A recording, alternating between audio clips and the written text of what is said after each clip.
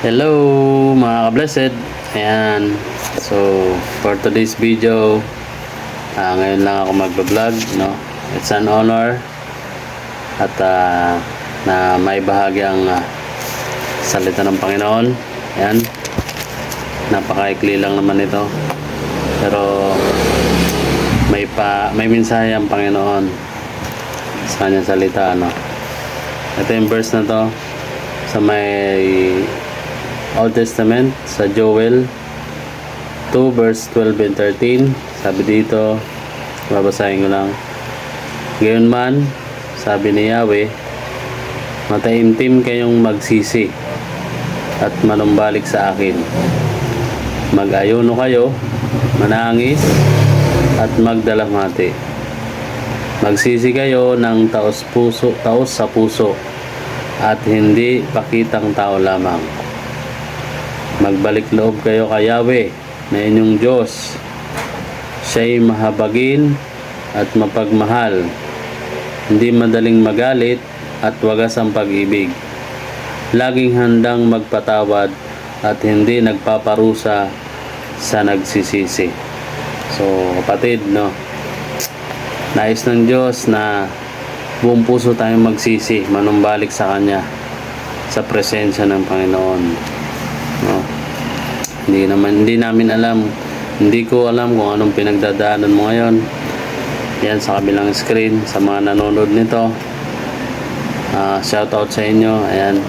So, ang sabi ni Yahweh, lumapit tayo sa Kanya. Alisin na natin yung matigas nating puso. No? Patuloy na tayo magbalik loob sa Kanya. Dahil at ako naniniwala kapag tayo ay bumalik sa Panginoon, ang Kanyang salita na nakahanda siya, handa siyang magpatawad, handa siyang yakapin tayo sa kahit anong kamalian nating nagawa, no? Ang nais lang ng Diyos is magsisi tayo, di ba? So cry out to God. Sabi nga, itangis natin sa Panginoon, kumbaga iiyak natin sa Panginoon ito. Patuloy tayong magsisi sa Panginoon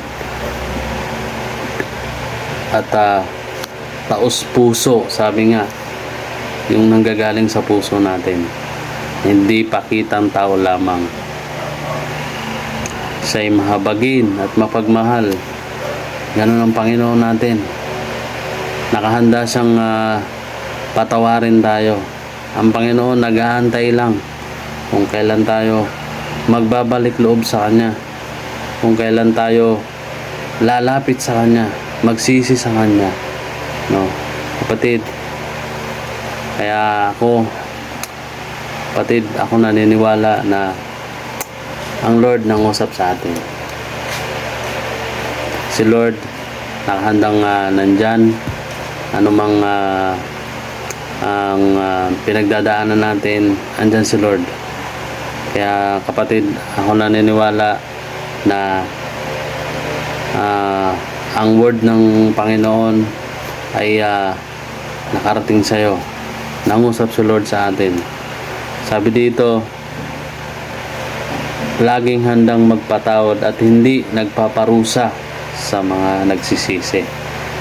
O kapatid, kapag tayo ay nagsisi, wala na tayo sa kaparusahan, no? Hanggat may panahon pa, sabi nga, hindi natin hawak ang buhay natin, hindi natin alam kung anong mangyayari. Only God knows, na siya talaga nakakaalam na mangyayari kinabukasan o sa susunod na araw. But ito lang ang nais ng Diyos sa atin, bumalik tayo sa Kanya, magsisi tayo ng buong puso, kung hindi pakitang tao lamang. Iiyak natin sa Panginoon lahat, kapatid. At itong mensahe ng Panginoon na ito'y panawagan sa atin ng Panginoon na tayo ay magsisi.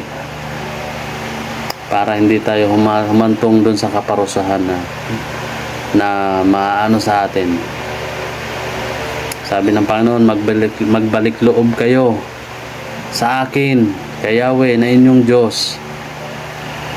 Siya'y mahabagin at mapagmahal. So, ganun ang God natin. Mahabagin siya, is so merciful God. And sabi nga, mapagmahal.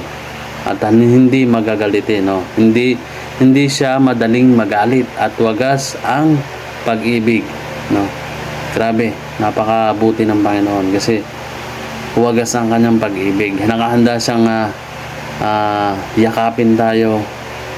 So kung may nakakalam ng kwento ng alibughang anak na kahit anumang pinagdaanan niya, umalis siya sa bahay ng ama niya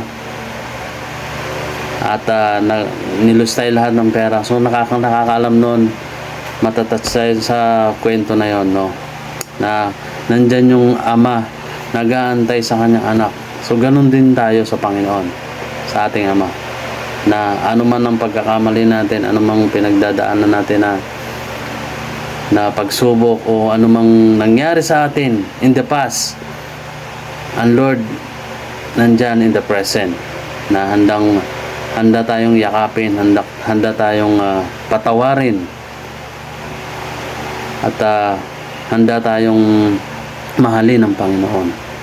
So ang nais lang ng Lord is mahalin natin siya ng buong puso, magbalik loob sa Kanya, magsisi. So ito lang ang mensahe ngayong umaga. So napakaigli lang, ay ngayong gabi, so napakaigli lang, no? So itong mensahe na to, nawa nangusap ang Lord sa atin, at ako magtatapos sa panalangin, no? So sa kabilang screen. So pasensya na po kayo kung this is the first time na nakapag-share ng Word of God, at ang lahat ng kapurihan ay sa Panginoon lamang. Only Jesus Christ alone. Amen. So sige po, at tayo pumikit at tayo mandaling manalangin, no? Dakilang Diyos na makapangyarihan sa lahat, Lord, hindi po lingid sa inyo ang nanonood ngayong gabing ito, Lord. Sa mga nakapanood, nakarinig na yung mensahe, Lord, ito po'y kayo po ang mangusap sa kanila.